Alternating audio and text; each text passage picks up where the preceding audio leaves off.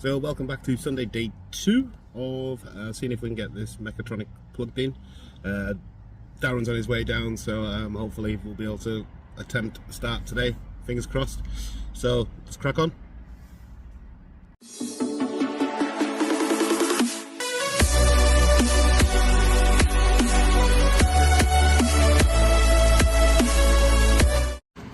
So today we have Darren pulling apart here. No, we don't know what. Yeah, thing was because me and Chris were saying yesterday that because there's no battery here, and all this does is hold that up, doesn't it? Yeah.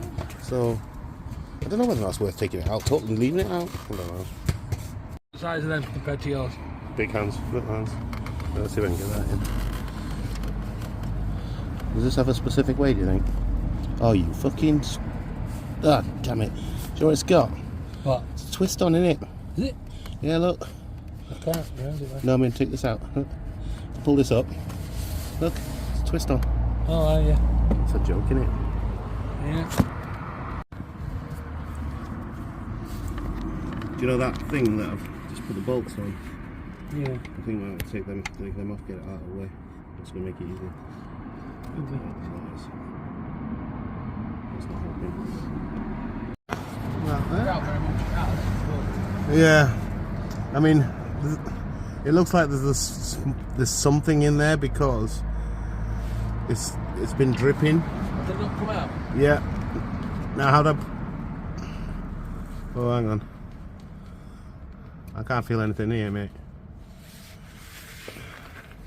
It's in there. Full picture thing. So, mate, it's just clear in there. There is no said black thing. Yeah.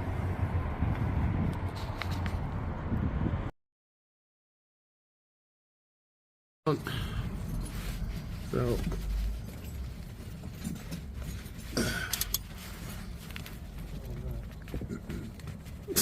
bloody hell, it's tight this down. It is anti-clockwise in to get it off. Yeah. It's a long side, though.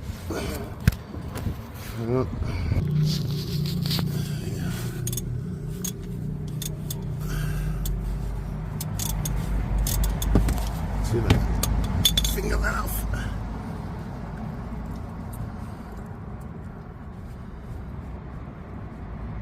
Now what's that other tool we need? Yeah. What's that other tool? 7mm. Allen key, long one. How long is long? Some are longer than others. Well, it wants to be like that one, but 7mm. Right, so yeah. Can you go with it?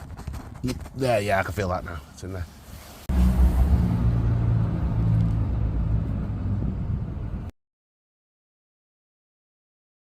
Are you there? Yeah, screwing it in now.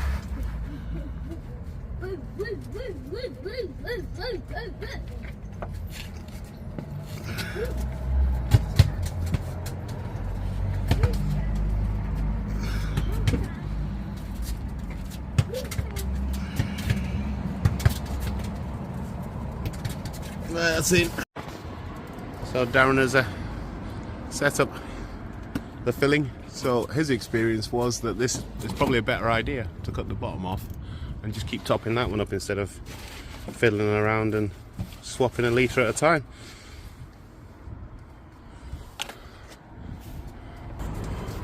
So that's the coolant in.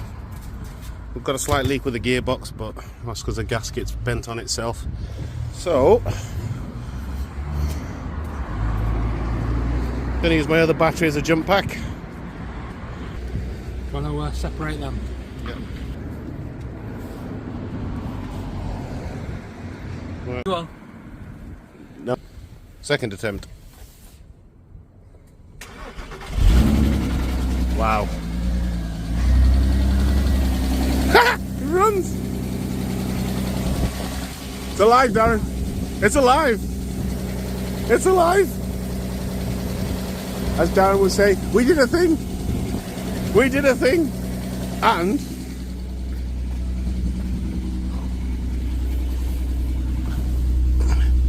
And check this out. No, it's not while it's on stand. Oh yeah, good idea.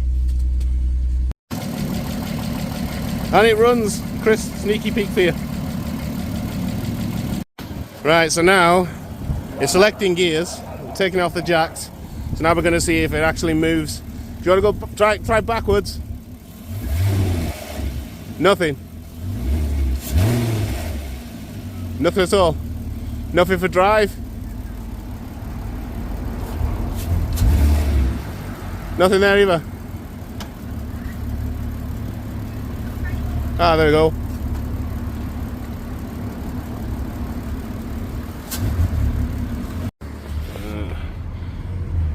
Yeah, because it isn't clicking for reverse, is it? No. But it moves forward.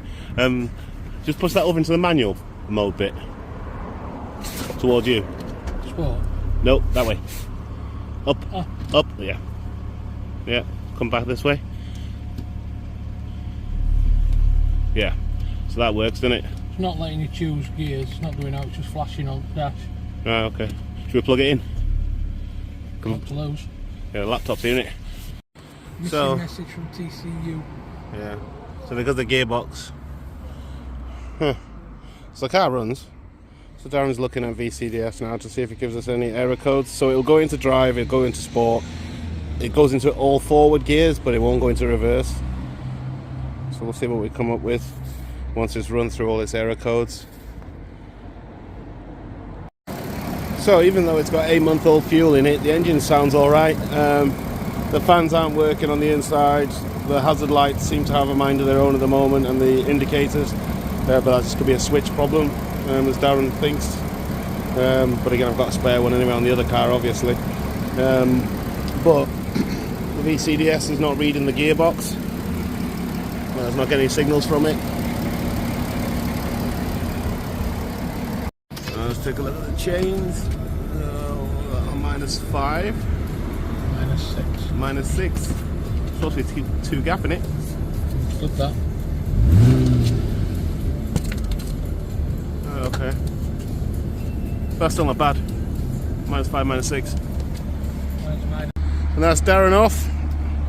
Our day's work. See you in a bit. So, we had a great success in terms of getting the car to start. So that was like really exciting. So then took the car off the axle stand and jack, and it will select drive, it'll select sport. You can hear it clicking in. However, it just wouldn't go into reverse. It's come up with an error code P16 something or other, so I need to have a look at that. So I think it leaves two options really.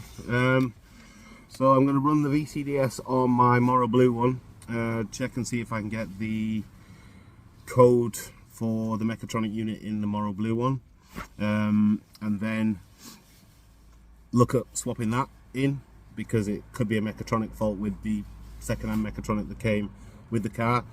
That's plan A. Plan B is a little bit more labour intensive, so literally keep the boxes as they are, take the gearbox out of the Morrow Blue and then put that into the Mauritius Blue one, because obviously I know the gearbox works on the Morrow Blue one because I still drive it. So yeah, so highs and lows. The engine's started, ran great, ran up to temperature. I think we ran it to about 80 degrees, something like that. So that was really good news. We did a chain check and it was, I'll flash that up now because I can't remember what it was. So yeah, so hopefully in a couple of weeks I could revisit this gearbox situation.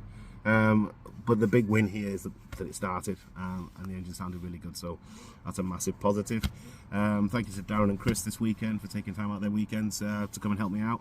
It meant that we actually managed to put it all together, turn the engine over, and then know at least that runs. And now we know we definitely need to do something with either the gearbox or swap the Mechatronics over. So I'll leave it there. I will catch you on the next one, which will be next weekend's footage of the Northwest TT meet. So that should be exciting. So yeah, see you all soon.